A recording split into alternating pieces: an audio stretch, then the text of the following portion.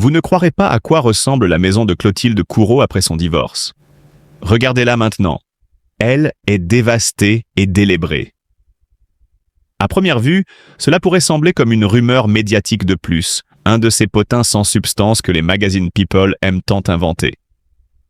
Mais cette fois, c'est bien réel. Oui, vous avez bien lu. La demeure de Clotilde Courreau, autrefois éclatante, raffinée, reflet d'un mode de vie princier, est aujourd'hui méconnaissable. Et ce que vous allez découvrir dépasse tout ce que vous auriez pu imaginer. Clotilde Courreau, princesse de Savoie par alliance, actrice au talent acclamé, femme d'élégance et d'esprit, a toujours été une icône d'équilibre entre royauté et modernité. Elle marchait entre les colonnes du pouvoir et les planches du théâtre avec grâce, son aura rayonnante illuminant tapis rouge et écrans. Et pourtant, derrière le faste, les regards, les flashs, elle a mené un combat silencieux, celui de son cœur, de sa dignité et de sa liberté. Depuis son divorce avec Emmanuel Philibert de Savoie, l'effondrement ne fut pas seulement sentimental ou médiatique. Il fut matériel, littéralement. Le lieu qui fut jadis leur cocon familial est devenu le théâtre d'une lente désintégration. Ceux qui l'ont vu récemment en restent encore bouche bée. Les murs lézardés, les moulures tombantes, les fenêtres voilées de poussière, les planchers craquant comme des soupirs de tristesse. Tout semble figé dans un passé révolu, presque hanté par le souvenir d'un amour brisé.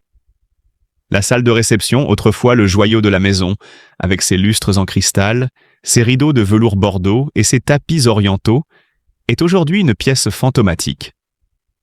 Le lustre ne scintille plus, le velours a perdu son éclat, les tapis sont rongés au coin. Des photos de famille abandonnées sur une commode bancale, des livres couverts de toiles d'araignée, une odeur d'humidité qui colle à la peau. On peine à croire que ce lieu fut autrefois le centre d'une vie princière. Mais attention, ce n'est pas une histoire de déchéance. C'est bien plus que cela. Car au cœur de ce chaos apparent, il y a une force majestueuse.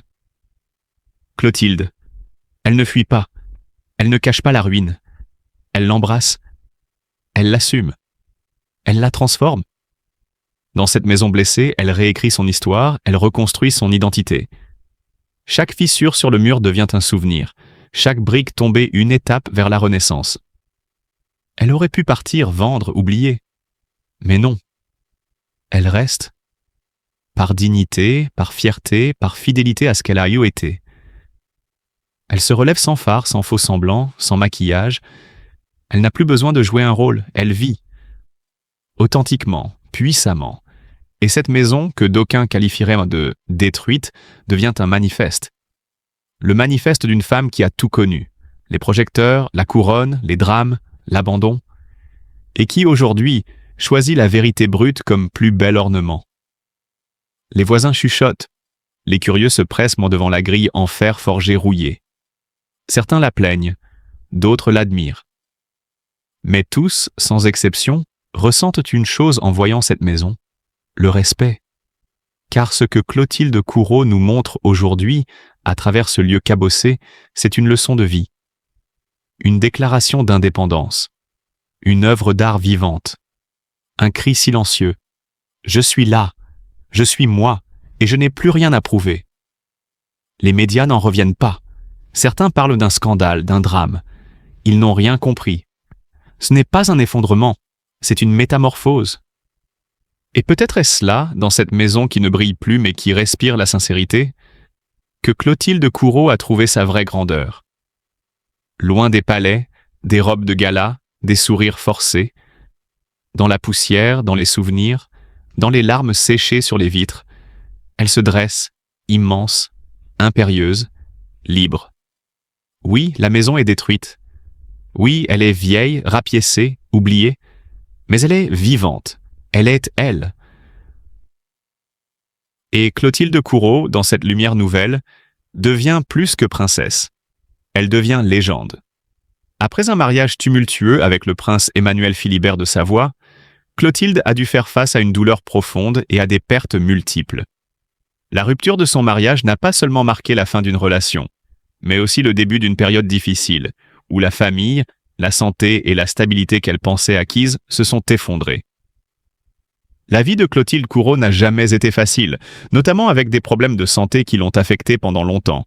Cette souffrance n'était pas seulement émotionnelle, mais aussi physique, alors qu'elle faisait face à des maladies qui l'empêchaient d'être aussi active qu'auparavant. La douleur de Clotilde ne venait pas seulement de la rupture de son mariage, mais aussi de la fatigue et de la frustration de devoir faire face à des défis de santé sans fin.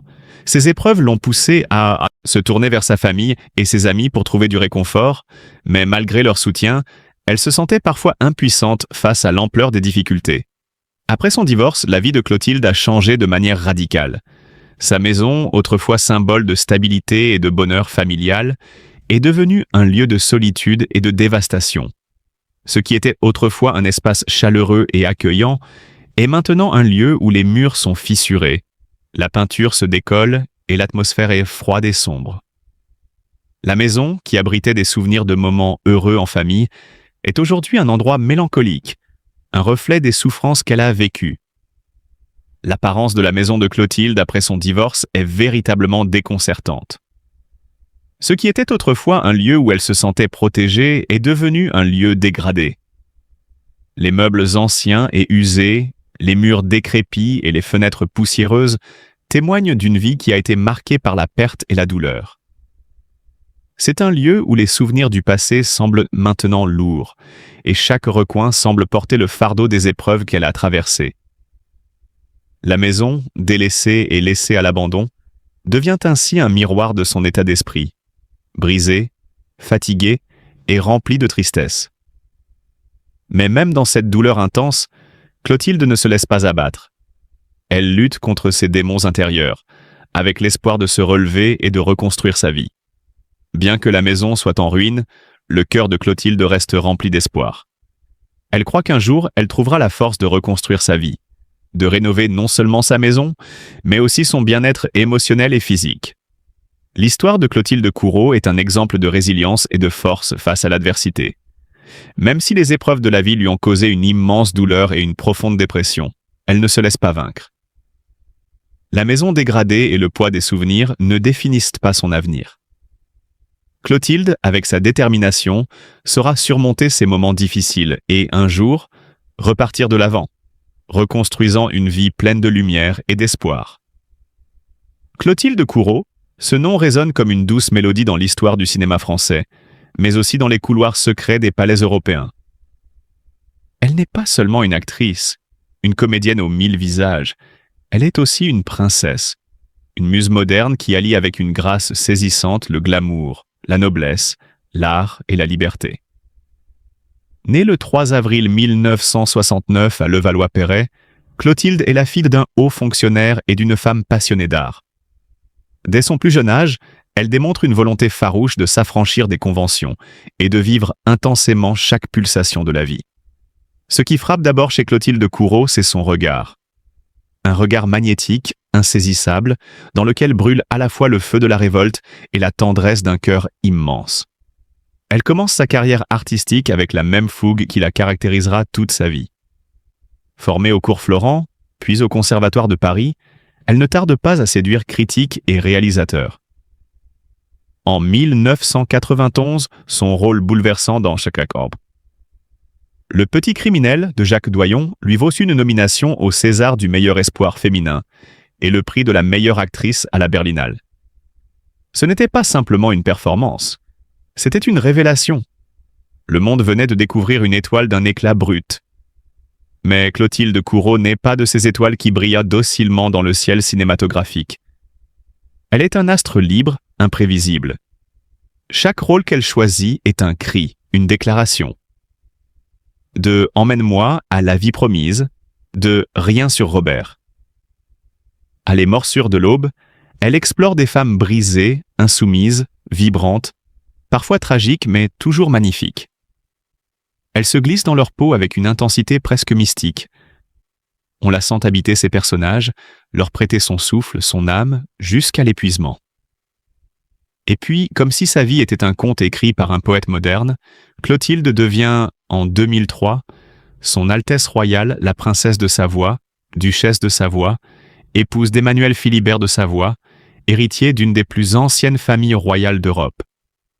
Ce mariage, célébré à Rome avec un faste discret, fait d'elle une figure unique dans le paysage culturel français, une actrice engagée, libre, anticonformiste, devenant princesse sans jamais renoncer à sa personnalité. Une révolution tranquille, une gifle à tous les clichés. Mais là encore, elle ne se contente pas d'un titre. Elle en fait un vecteur de modernité. Clotilde continue de monter sur scène, de jouer, de chanter même, parfois. Elle revendique une maternité épanouie, 2 filles qu'elle élève entre tradition et ouverture d'esprit. Elle soutient des causes humanitaires, prête sa voix à des combats essentiels, notamment pour les droits des femmes et des enfants. En elle, la noblesse prend un sens nouveau. Elle n'est pas l'arrogance de la naissance, mais l'élégance du cœur et de l'engagement. Ce qui fascine le plus dans le parcours de Clotilde Courreau, c'est sa capacité à concilier les contraires.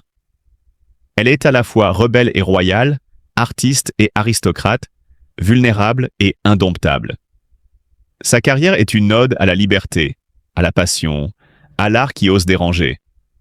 Elle n'a jamais cherché la facilité, ni dans ses choix professionnels, ni dans sa vie personnelle. Elle a affronté les critiques, les jugements, parfois les humiliations, avec une dignité désarmante. Elle ne s'est jamais trahie. Et c'est peut-être là que réside sa grandeur. Aujourd'hui, Clotilde Courreau est plus qu'une actrice. Elle est une icône, une femme qui inspire, qui bouscule, qui émeut. Elle continue de surprendre, d'envoûter. On la retrouve dans des rôles de théâtre exigeants, dans des projets cinématographiques audacieux, dans des interviews où son intelligence vive et sa sincérité frappent. Elle a ce rare pouvoir de transcender les étiquettes, de ne jamais se laisser enfermer. Il y a dans son parcours quelque chose de profondément romanesque. Clotilde Courreau, c'est l'histoire d'une petite fille qui rêvait d'émotions fortes, devenue une femme puissante et sensible, une actrice habitée par le feu sacré de l'art, une princesse au cœur libre. Elle est un hymne vivant à la beauté, non pas celle figée des apparences, mais celle en mouvement, complexe, bouleversante. Une beauté qui donne envie de croire en la magie du réel. Et peut-être est-ce là, au fond, le plus beau des hommages à lui rendre. Reconnaître en elle une femme rare, lumineuse et infiniment vraie. Vous n'allez pas croire à quoi ressemble la maison de Clotilde Courreau après son divorce. C'est déchirant et délavé. Parfois, ce n'est pas ce que l'on voit à l'extérieur qui fait le plus mal, mais ce que cela symbolise.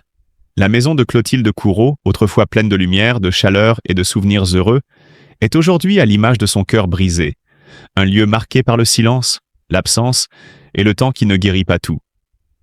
Meubles usés, papier peint qui se décolle, pièces froides. Ce n'est pas simplement une maison en ruine, c'est une âme qui tente de survivre aux décombres d'un amour perdu. Clotilde Courreau, actrice de talent, femme de cœur, mère dévouée, a traversé avec courage l'épreuve douloureuse du divorce.